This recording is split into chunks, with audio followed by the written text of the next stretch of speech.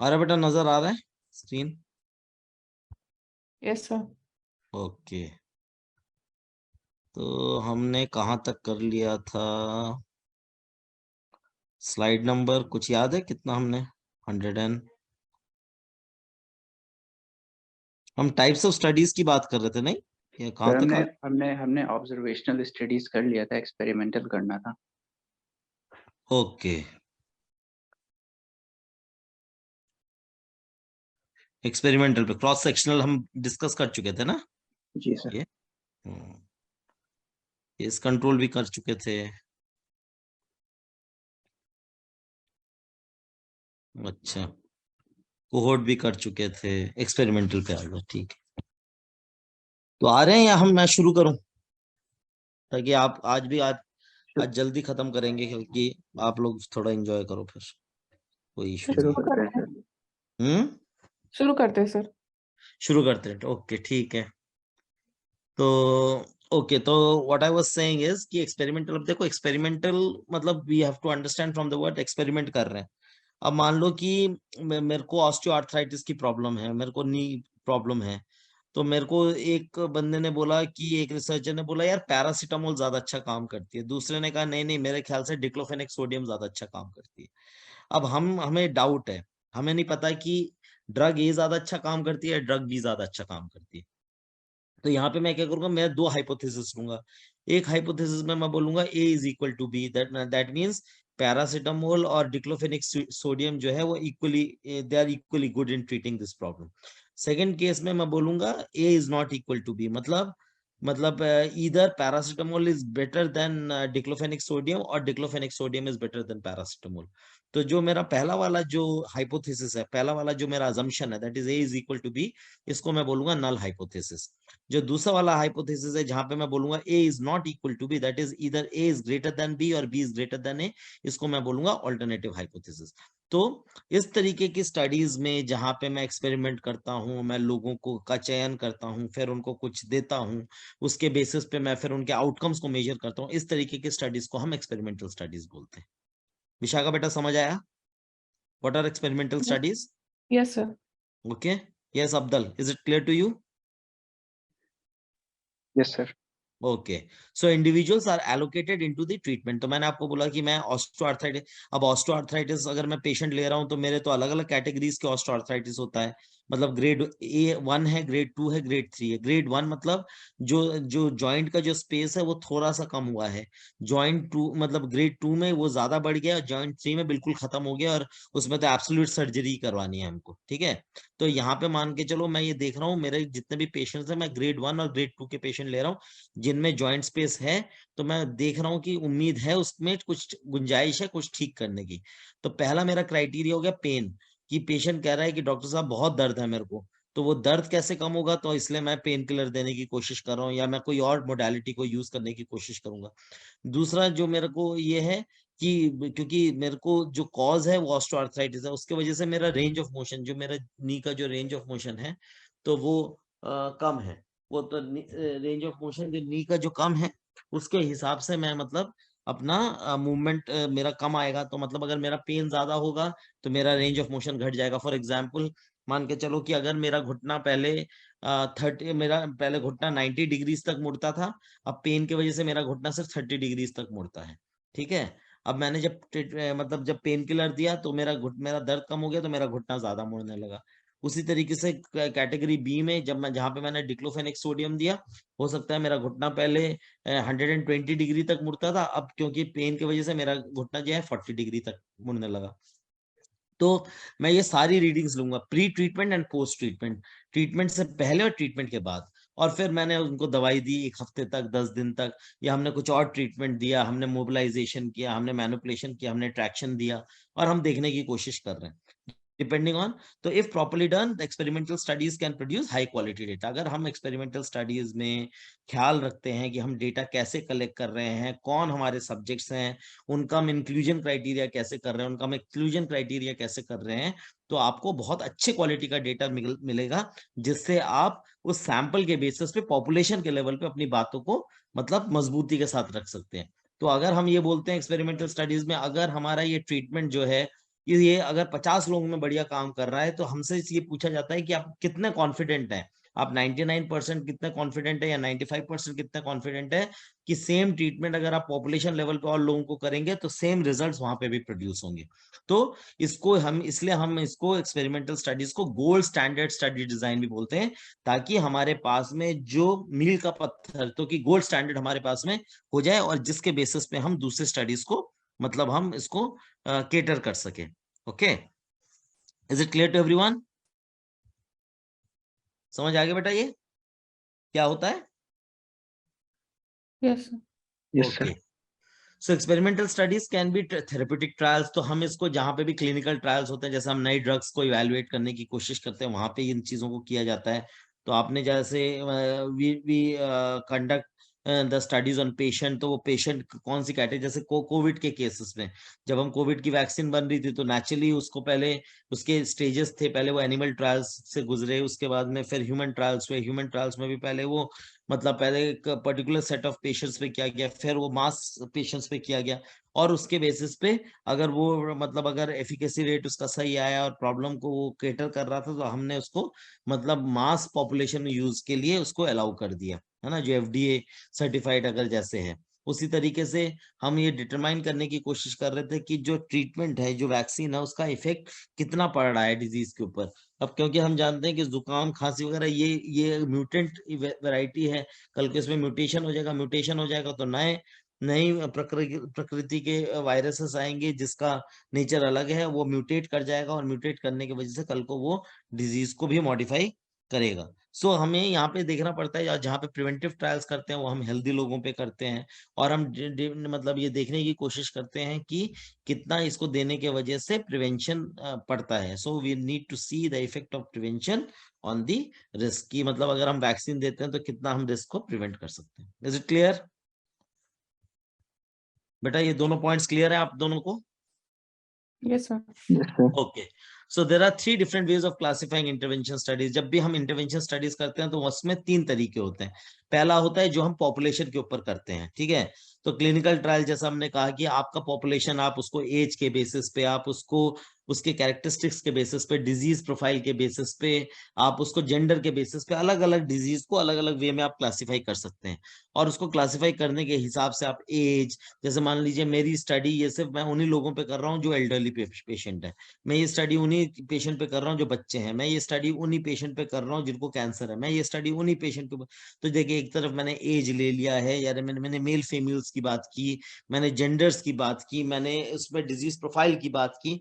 तो इस तरीके से मैं अपने स्टडी सैंपल को वेरी कर सकता हूँ। So based on the population, so clinical trials are done on the patients in clinical settings, field trial are done on healthy people who are on the field, जो एक population में रहते हैं, and community trial हम we do it on whole community. So this is one way of classifying the things. The second way of classifying the things is it is based on the design. तो आप design कैसा use कर रहे हो, आप self control, आपने patient को दिया, उस आपने फिर पेशेंट को नहीं दिया और उसके बाद में आपने इवेलुएट किया प्री एंड पोस्ट।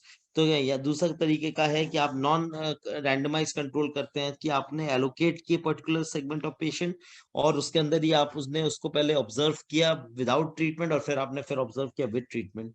फिर तीसरा होता है आप रैंडमाइज कंट्रोल कर सकते हैं, जब आपने रैंडमली पेशेंट अपने चूज कर लिए किसी एक पर्टिकुलर ग्रुप से, उनको रैंडमली आपने एलोकेट किया और आप बिल्कुल मतलब नेचुरल कंडीशंस में उसको टेस्ट करने की कोशिश कर रहे हैं, जिससे आपको ये पता चले कि एक्चुअली जो रिजल्ट्स हैं वो फ्लूक कि बाई फ्लूक आए हैं या डेलिबरेटली आए हैं, मतलब वाकई में ये दवाई इतनी असरदायक है उस मतलब उस डिजीज को कंट्रोल करने के लिए, या जो रिजल्ट्स आए हैं वो ऐसी तुक्के से आ गई।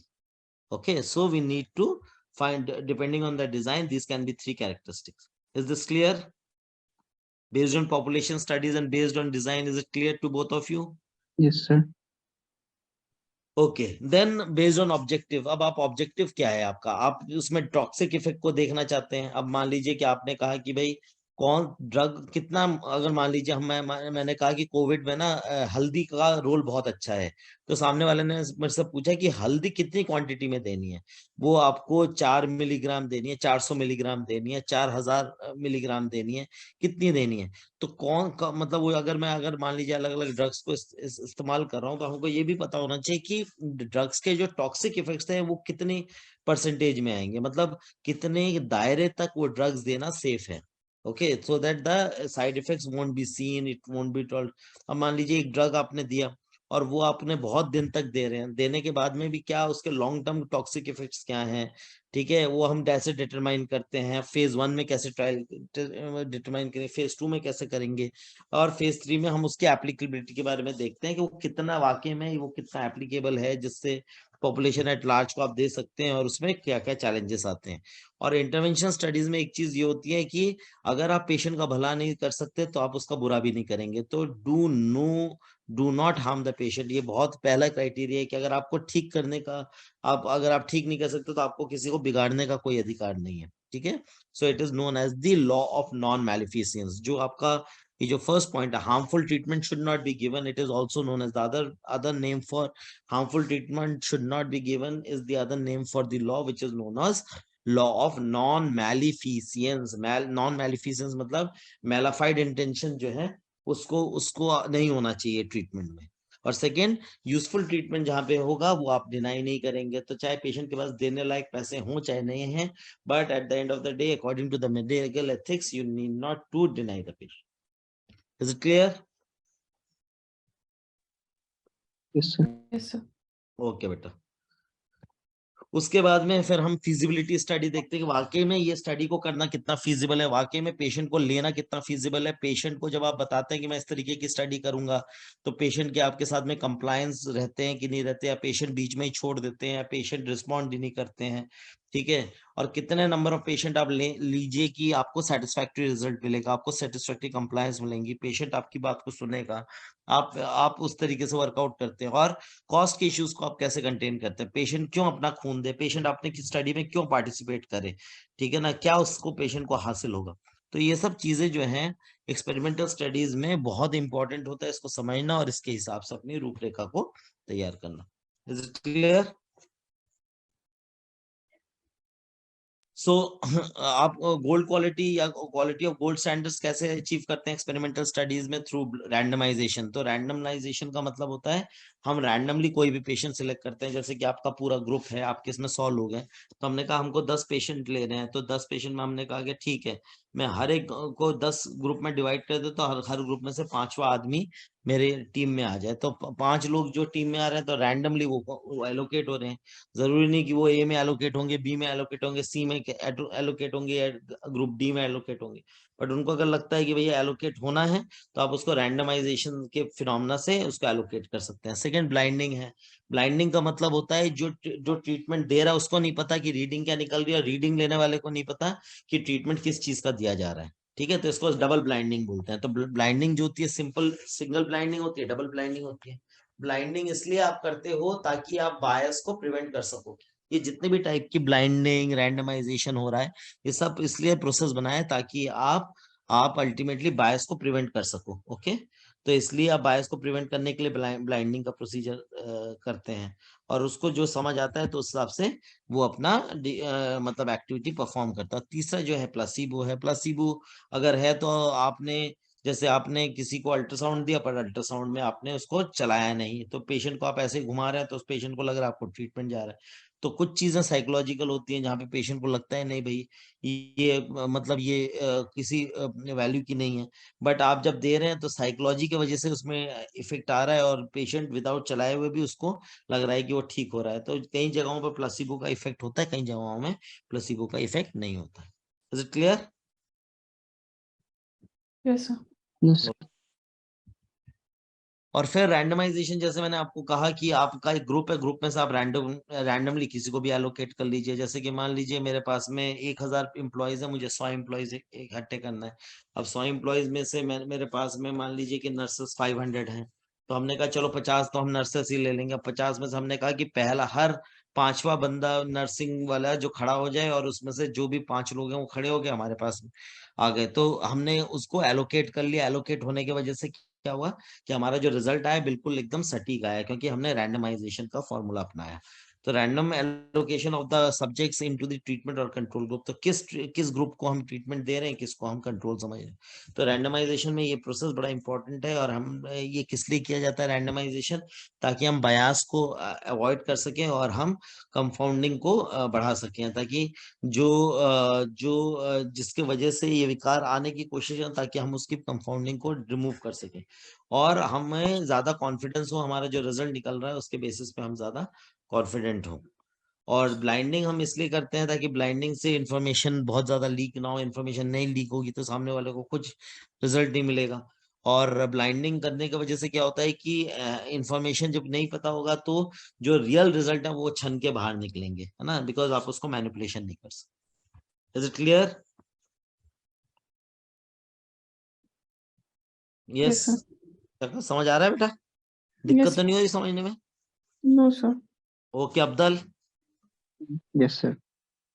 ओके देन हम ब्लाइंडिंग की जब बात आते हैं तो हमारे ब्लाइंडिंग अलग अलग किस्म की होती है। सिंगल ब्लाइंडिंग होती है, डबल ब्लाइंडिंग होती है, ट्रिपल ब्लाइंडिंग होती है। सिंगल ब्लाइंडिंग में subjects do not know which category they belong to. मतलब अगर मान लीजिए कि हमने 2 ग्रुप्स रख लिया, 3 ग्रुप्स रख लिए, एक में हमने अल्ट्रासाउंड दिया और अब हमने एक ग्रुप रखा जिसके अंदर हमने अल्ट्रासाउंड की जगह शॉर्ट वेव डायथर्मी दे, तो जिस ग्रुप के अंदर SWD दी वो हमको मतलब जो जिस ग्रुप को हमने SWD दी उसको नहीं पता है कि हमने किस आदमी ने ट्रीटमेंट दिया है, और हम आप उसको सीधा सीधा आप उसके रैंडमली हमने एलोकेट किया, तो जिसको हम बोलते हैं सिंगल ब्लाइंडिंग। दूसरा होता है डबल ब्लाइंडिंग, जिसके अंदर होता है कि ना रिसर्चर को पता है क्या ट्रीटमेंट प्लान है, और जो रिसर्च और जो मतलब इम्पार्ट कर रहा है उसको पता है कि क्या वैल्यूज है।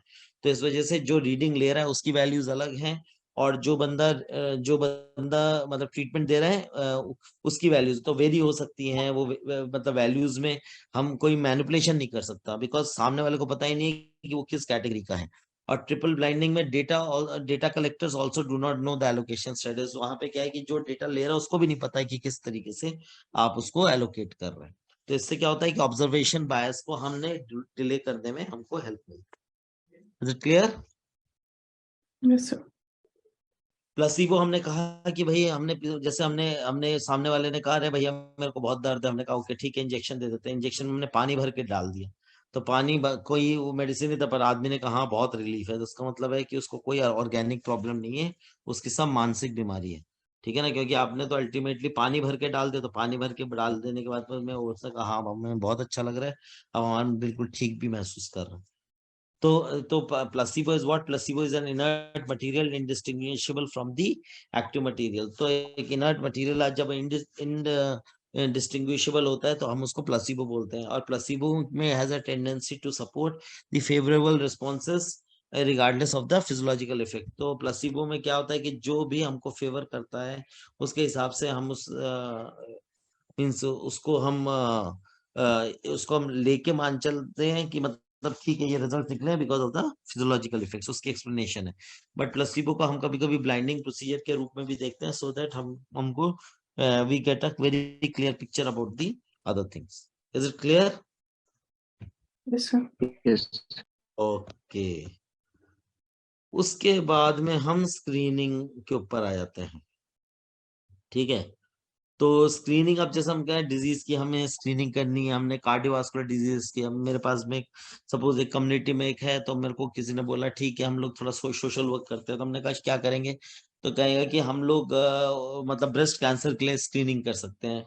कि मतलब हम कैटेगरी ऑफ पेशेंट्स ले लिया और कैटेगरी ऑफ पेशेंट्स के बेसिस से हमने ये इवेलुएट किया कि which patients are more prone to have certain type of problems. Okay, तो यहाँ पे हम basically screening result refers to the presumptive identification of disease by application of test examination procedure in apparently। तो जो आदमी normally healthy लगने की कोशिश करते हैं और उस केसेस में हम अगर इस तरीके से प्रिजम्पटिव आइडेंटिफिकेशन करने की कोशिश करते हैं जिससे हम डायग्नोसिस को क्लिंच कर सकते हैं, दैट इज नोन स्क्रीनिंग। तो स्क्रीनिंग जो है वो एक इनिशियल एग्जामिनेशन होता है।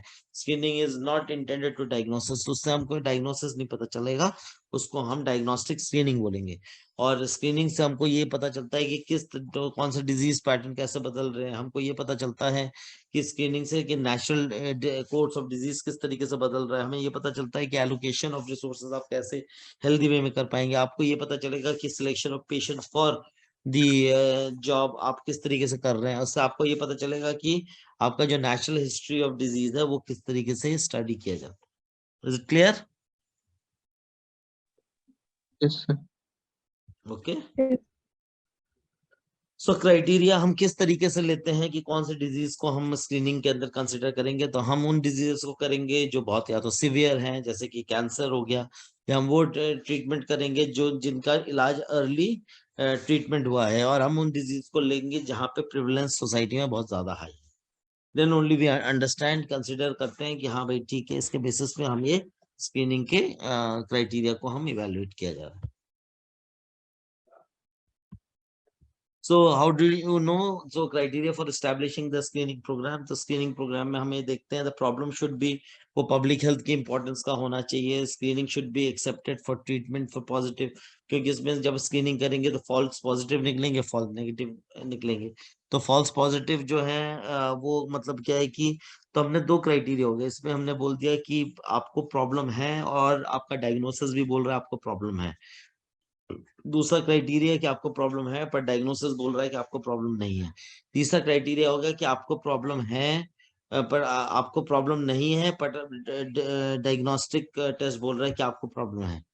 तो इस तरीके से आप परम्यूटेशन कॉम्बिनेशन में इसको बनाते हैं, जिसके वजह से आप स्क्रीनिंग कर सकते हैं, आप चीजों को समझ सकते हैं, फिर आप डायग्नोस्टिक उसकी फैसिलिटीज अवेलेबल करा सकते हैं, आप लेटर स्टेज में को समझ सकते हैं, आप नेचुरल हिस्ट्री ऑफ डिजीजेस को इजीली इससे समझ सकते हैं, केस फाइंडिंग्स आप इससे आपकी इकोनॉमिकल और नॉन सीरियस हो जाती है।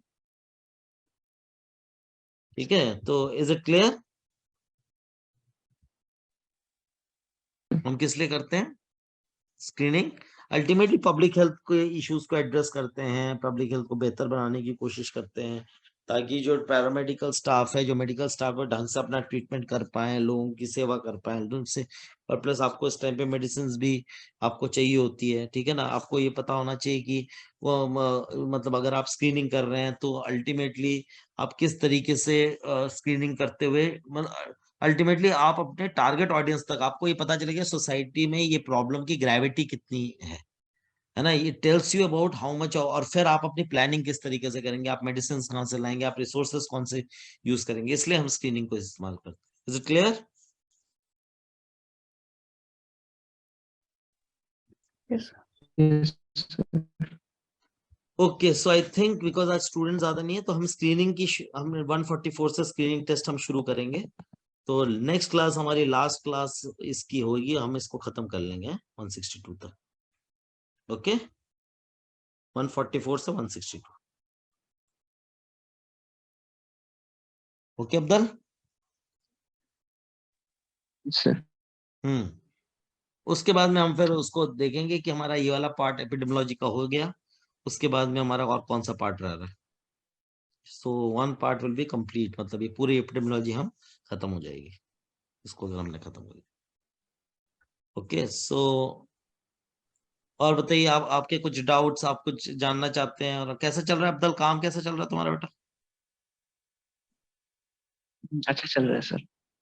अभी क्या कर रहे हो आजकल, मतलब क्या नई चीज सीख रहे हो क्वालिटी में?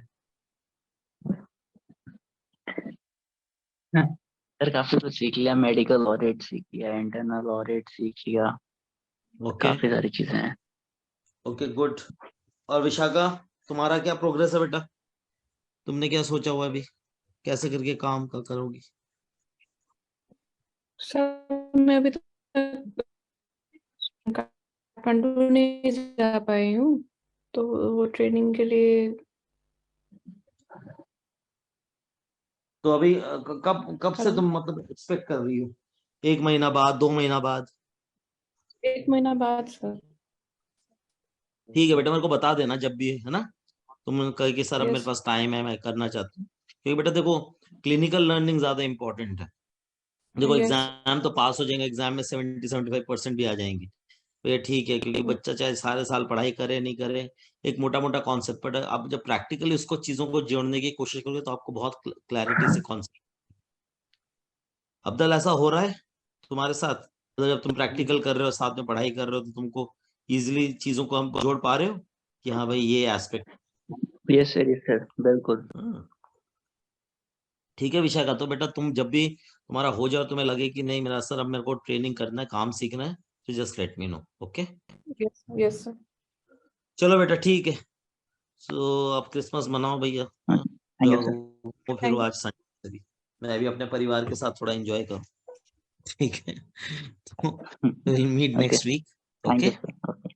खत्म करते हैं Okay, फिर। sir. Okay okay. Thank you, sir.